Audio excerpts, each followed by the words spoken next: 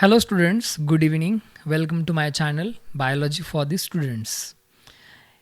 In our today's lecture, we are going to discuss about the structure of anther and the microsporogenesis.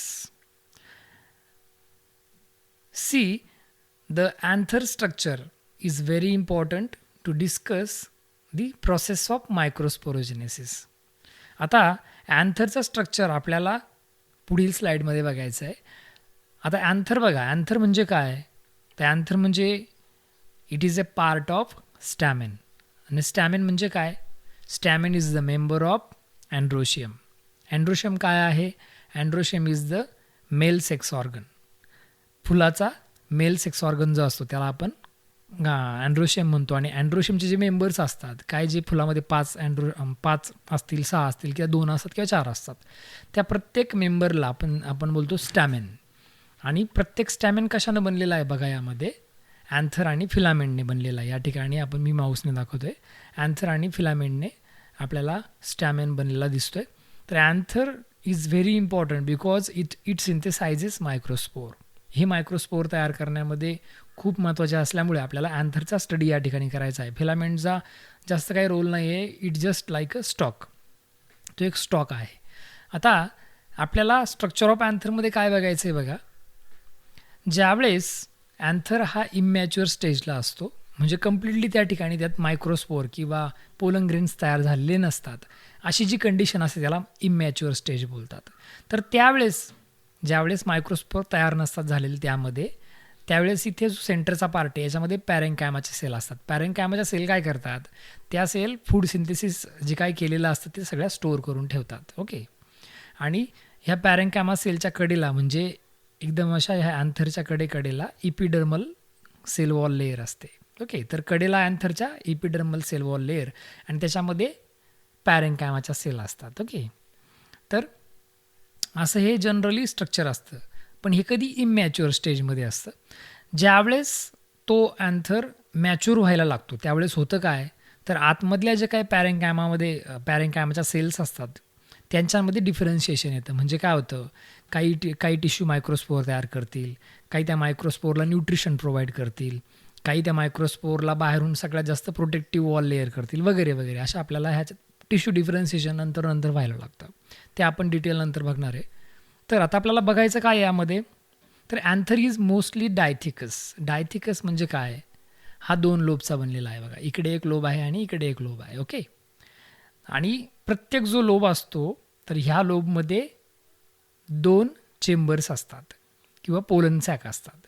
Okay. इकडं आता आपण इकडे जाऊया. हा एक लोब आहे आणि हा एक लोब आहे. ह्या लोबमध्ये 2 चेंबर्स आहेत. ओके.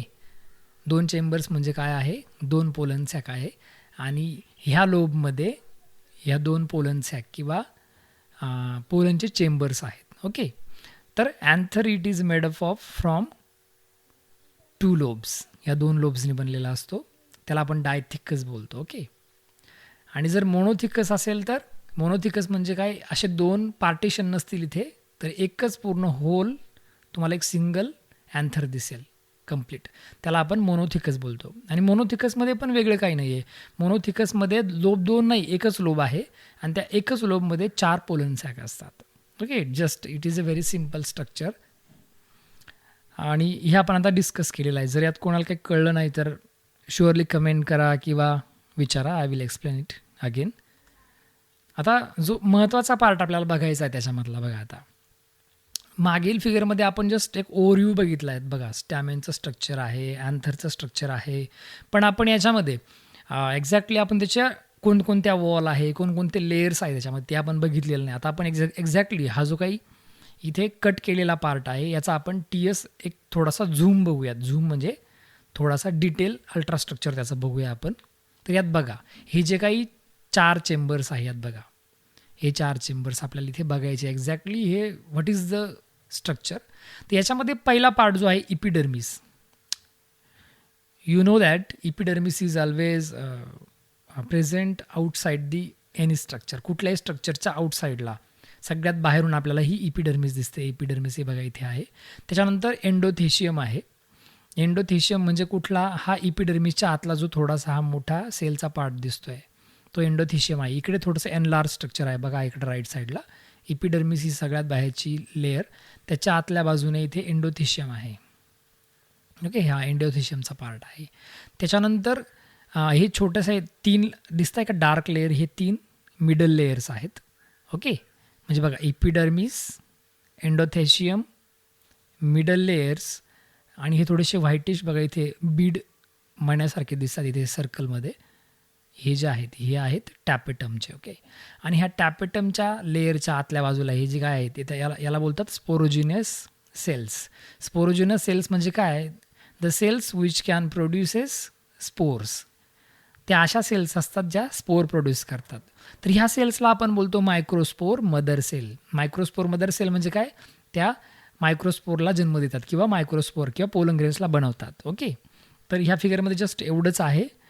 आपण आता पुढील स्लाईडकडे जाऊया. त्याच्यामध्ये आपल्याला डिटेल याचं इन्फॉर्मेशन आणि फंक्शन घ्यायचे प्रत्येक लेयरचं. असे जे काही 4 स्ट्रक्चर आहेत, इपिडर्मिस, एंडोथेशियम, मिडल लेयर आणि टॅपेटम. ओके, इपिडर्मिस बघा, it is the outermost protective layer which is made up of tubular flatten cells. हा सगळ्यात बाहेरचा लेयर आहे, त्याचं काम प्रोटेक्शन आहे आणि it is made up of tubular tube like सेल्सने बनलेला आहे. तुम्ही मागच्या स्लाईडमध्ये बघू शकता. सेकंड जो आहे तो एंडोथेशियम आहे. एंडोथेशियम आता कुठे असेल, एंडोथेशियम हा इपिडर्मल लेयरच्या आतल्या बाजूला. ओके, एंडोथेशियम इथे बघा, एंडोथेशियम हा जो काही पार्ट आहे हा एंडोथेशियमचा आहे. इथे पण दिलेला आहे एंडोथेशियम, लेबल तुम्ही बघू शकता. It is a sub epidermal layer made up of radially elongated cells with fibrous thickening. Okay, हा इपिडर्मिसच्या आतल्या बाजूने असतो आणि रॅडियली अरेंज आहेत आणि इलॉंगेटेड थोड्याशा मोठ्या इलॉंगेटेड सेल्स त्याच्यामध्ये असतात. तर हा एंडोथेशियम आहे.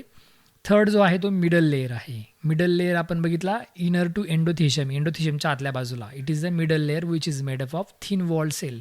हा साधारण 1, 2 किंवा 3 लेयरचा असतो. यात आपण बघितलेलं आहे इथे बघा, ही जे थोडासा डार्क बँड दिसतो ना इथं, 1, 2, 3 लेयरचा बनलेला आहे इथे.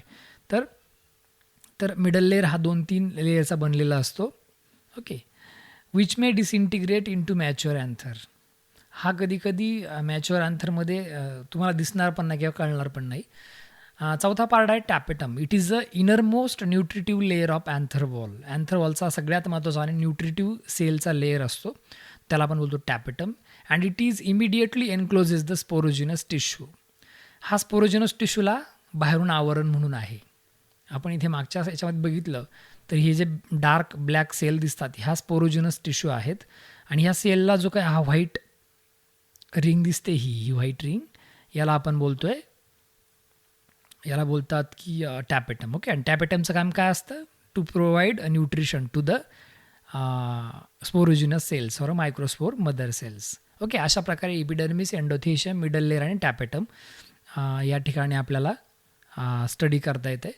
नंतर हा सगळ्यात महत्त्वाचा एक पार्ट आहे मायक्रोस्पोरोजेनेसिस. आता मायक्रोस्पोरोजेनेसिस म्हणजे काय, microsporogenesis means synthesis of microspore or pollen grains from the anther. अँथरमध्ये किंवा मायक्रोस्पोर मदर सेल्सपासून आपल्याला जर स्पोर तयार होत असतील मायक्रोस्पोर, त्याला बोलतात microsporogenesis. Each microspore mother cell divides meiotically to form tetrad of haploid microspores. Okay, तर जी काही मायक्रोस्पोर मदर सेल असते, मायक्रोस्पोर मदर सेलपासून तिचं मेओसिस होतं आणि 4 सेल तयार होतात, त्याला आपण बोलतो 4 पोलन ग्रेन्स किंवा 4 मायक्रोस्पोर तयार होतात आणि ते एकत्र जुळलेले असतात, त्यामुळे त्याला बोलतात की टेट्राड. इथे बघा खाली फिगर एक्सप्लेन केलेले आहेत, ह्या फिगर तुम्ही व्यवस्थित बघून घ्यायच्या आहेत. मेओसिस, इथं पोलन मदर सेल असते डिप्लॉईड, तिचं मेओसिस फर्स्टमधून त्या 2 सेल होतील, मेओसिस सेकंडने 2च्या 4 होतील, नंतर 4ला टेट्राड बोलू आणि त्यानंतर सेपरेट होतील. ओके, आणि खाली आपल्याला त्याचं स्ट्रक्चर दिलेलं आहे बघा, पोलन ग्रेनचं स्ट्रक्चर या ठिकाणी दिलेलं आहे. तर पोलन ग्रेनच्या स्ट्रक्चरमध्ये बघा सगळ्यात बाहेरून एक्झाईन असतं, त्याच्या आतल्या बाजूने इंटाईन असतं आणि इंटाईनच्या आत न्यूक्लियस वगैरे असतो त्याचा, त्या मायक्रोस्पोरचा किंवा पोलन ग्रेनचा. आणि काही ठिकाणी आपल्याला इथे पीठ म्हणजे काय म्हणतात त्याला, आपलं जर्म पोर्स बोलतात. हे जर्म पोर्स आहेत इथे बघा थोडे इथे मध्ये थिक आहे खूप,